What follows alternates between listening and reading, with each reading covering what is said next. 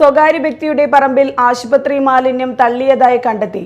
Mala block പഞ്ചായത്തിന്റെ കീഴിലുള്ള Mala K Karunakaran സാമൂഹികാരോഗ്യ കേന്ദ്രത്തിലെ മാലിന്യങ്ങളാണ് പൊയ്യ പഞ്ചായത്തിലെ സ്വകാര്യ വ്യക്തിയുടെ പറമ്പിൽ തള്ളിയിരിക്കുന്നത്. മാള ഇന്ദിരാഭവന് സമീപമുള്ള പറമ്പിൽ ആശുപത്രി ബില്ലുകളും സിറഞ്ചിന്റെ കവറുകളും ഉൾപ്പെടെയുള്ളവയാണ് തള്ളിയിരിക്കുന്നത്.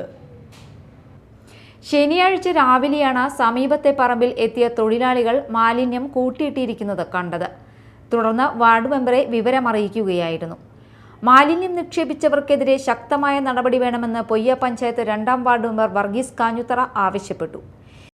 എൻ്റെ വാർഡിൽ 2ാം വാർഡ് പൊയ്യ പഞ്ചായത്തിൽ 2ാം വാർഡിൽ അതായത് ശുചിത്വ കാരണം എന്നുള്ള നിലയ്ക്ക് നമ്മളെല്ലാവരും ശുചിത്വ പൂർണ്ണമായിട്ട് പരിപാടി നടത്തിക്കൊണ്ടിരിക്കുമ്പോൾ മാള ഹോസ്പിറ്റലിൻ്റെ കുറേ വേസ്റ്റുകളോട് നമ്മൾ ഇവിടെ തട്ടിയൊക്കെയാണ്.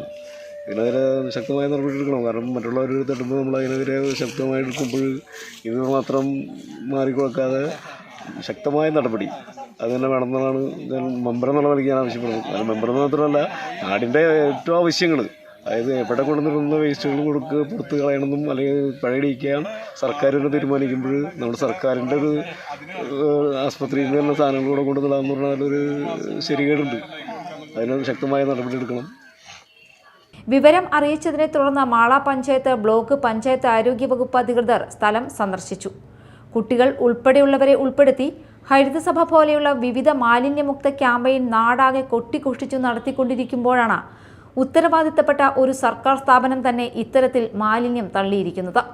ശക്തമായ നിയമലംഘനം തന്നെയാണ് ആശുപത്രി അധികൃതരുടെ ഭാഗത്തു നിന്നും ഉണ്ടായിരിക്കുന്നതെന്ന കാര്യത്തിൽ യാതൊരു സംശയവും പൊതുജനങ്ങൾക്കില്ല.